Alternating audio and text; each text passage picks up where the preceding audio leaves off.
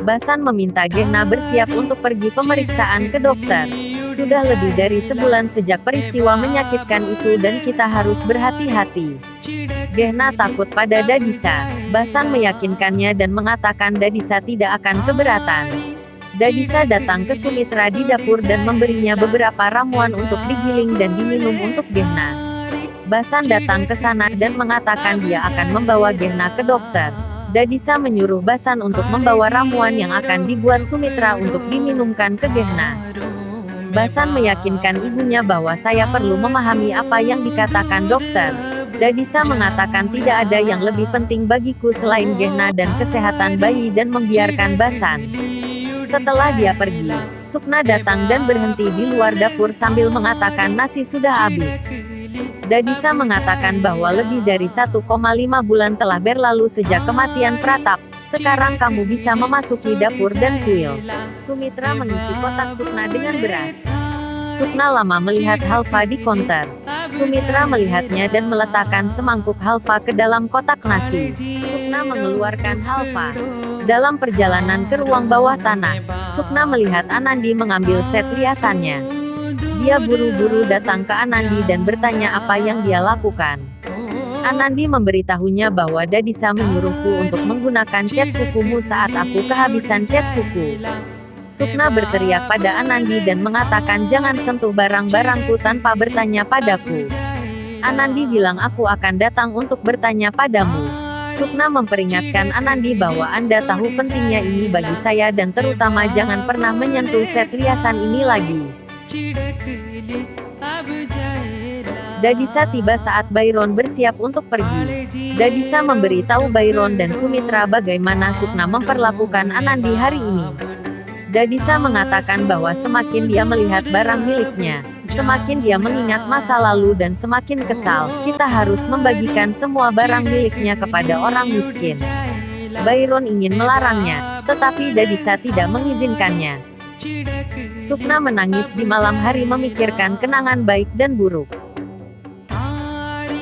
Dia berbicara dengan foto Kan Haji. Dia mengatakan bahwa tidak ada yang mencintaiku seperti dulu, dan mereka semua melanjutkan hidup mereka.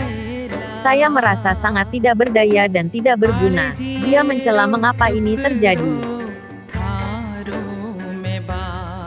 Dadisa menyuruh kamar Sukna dibersihkan dengan bantuan Sumitra dan seorang pembantu. Sumitra menangis. Anandi dan Puli bertemu. Puli meminta bantuan Anandi untuk mengerjakan pekerjaan rumahnya dan mereka duduk di luar. Anandi meminta izin Sumitra untuk pergi bersama Puli. Anandi melihat kamar Sukna telah dibersihkan dan mempertanyakan, mengapa Dadisa melakukannya. Kata mereka Sukna tidak membutuhkannya lagi. Dadisa menemukan rok merah di lemari. Itu adalah hadiah Pratap. Dadisa meminta mereka untuk membagikannya juga. Anandi menginginkan rok dari Dadisa untuk bonekanya. Anandu bilang bonekanya tinggal di Puli saat ini. Dadisa memberikannya ke Anandi setelah diinterogasi. Sukna melihat roknya di tangan Puli dan bertanya pada Anandi mengapa mereka mengambilnya. Anandi mengatakan bahwa Dadisa sudah membersihkan kamarnya. Sukna kaget dan marah. Dia pergi ke kamarnya sambil berlari dan berteriak dan menemukan lemarinya kosong. Sumitra datang ke Sukna. Sukna dengan marah meminta barangnya kembali. Sumitra mencoba menjelaskannya, tetapi Sukna tidak mendengarkannya. Sukna berkata pada Sumitra saya melakukan semua yang Anda katakan, tetapi Anda telah sering melihat saya, bahkan 3-5 kenangan yang membuat saya bahagia. Dadisa datang dan berkata aku melakukan segalanya untuk kebaikanmu. Sukna mendengarkannya dan mengatakan kepadanya bahwa keluarganya tidak lagi mencintainya.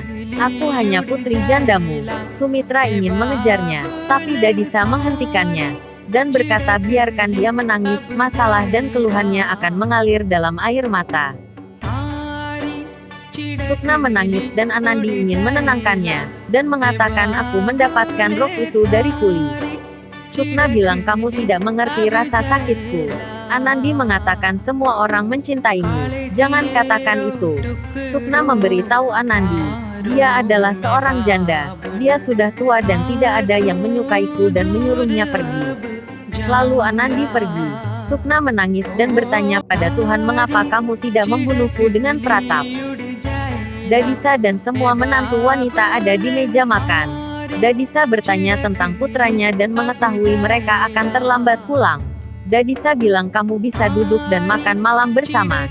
Sumitra bilang kamu makan dulu, kita makan nanti. Tapi Dadisa memerintahkan untuk duduk. Lalu mereka duduk di meja. Sumitra ingin bertanya apakah Sukna bisa makan bersama kami. Dadisa mengatakan Sukna harus makan sendiri selama setahun. Tapi aku tidak ingin dia menumpuk kemarahan terhadap kita selama ini. Jadi dia bisa melakukan pekerjaan rumah denganmu. Dengan begitu, dia tidak merasa kesepian dan perhatiannya terganggu. Anandi senang dan ingin segera memberitahu Sukna. Dadisa bilang kamu makan makananmu dulu dan beritahu nanti. Usai makan siang, Sukna, Anandi, Gehna dan Sumitra mengeringkan papat di teras rumah. Anandi tidak nyaman dengan panasnya. Sumitra menyuruhnya untuk menutupi wajahnya dengan selendang. Anandi ingin menutupi wajah Sukna, tapi Sukna bilang itu tidak masalah bagiku lagi. Jagdis datang dan membeli cat kuku untuk Anandi. Sumitra memuji warna cat kuku. Anandi juga menyukainya. Anandi menunjukkan cat kuku pada Sukna. Sukna diam saja. Jagdis mengatakan dia lapar dan Anandi lupa cat kuku di teras saat dia akan makan. Saat Sumitra dan Gehna sibuk, Sukna mengambil cat kuku dan menyembunyikannya di balik bajunya. Jagdis berbicara dengan Dadisa dan bertanya apakah saya bisa pulang larut malam. Dadisa tidak mengizinkan Jagdis. Jagdis berkata tapi ayah dan pamanku bilang mereka datang terlambat setiap hari. Dadisa bilang kamu masih anak-anak, mereka lebih tua. Jagdis mengatakan kepadanya bahwa dia telah dewasa dan berkata lihat, saya menjaga jodoh saya seperti yang mereka lakukan. Jagdis meminta Anandi untuk menunjukkan cat kuku ke Dadisa. Anandi pergi ke teras untuk mencarinya.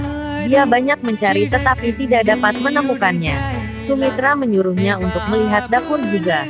Sumitra memanggil Sukna dan pergi. Saat Sukna berdiri, cat kuku tersebut jatuh ke tanah tanpa disadari, dan Gehna melihatnya lalu mengambilnya. Gehna tidak memberikan apapun kepada siapapun. Anandi bertanya kepada Sukna tentang cat kuku di dapur dan Sukna mengatakan bahwa dia tidak melihatnya. Sementara itu, Gehna datang dan memberikan cat kuku dan mengatakan dia menemukannya di teras. Sukna menyadari bahwa dia menjatuhkannya. Anandi pergi ke Dadisa untuk menunjukkannya. Saat Byron pulang, Sumitra menceritakan kejadian Sukna kemarin. Jika Byron pergi seperti ini, Sukna mengatakan dia akan melakukan sesuatu untuk dirinya sendiri dan segera pergi untuk berbicara dengan Sukna. Byron datang ke kamar Sukna dan melihat banyak asap keluar. Dia melihat melalui pintu dan melihat Sukna mencoba menyalakan kompor. Byron pulang dengan marah. Dia meminta Dadisa untuk membiarkan putrinya tinggal di rumah.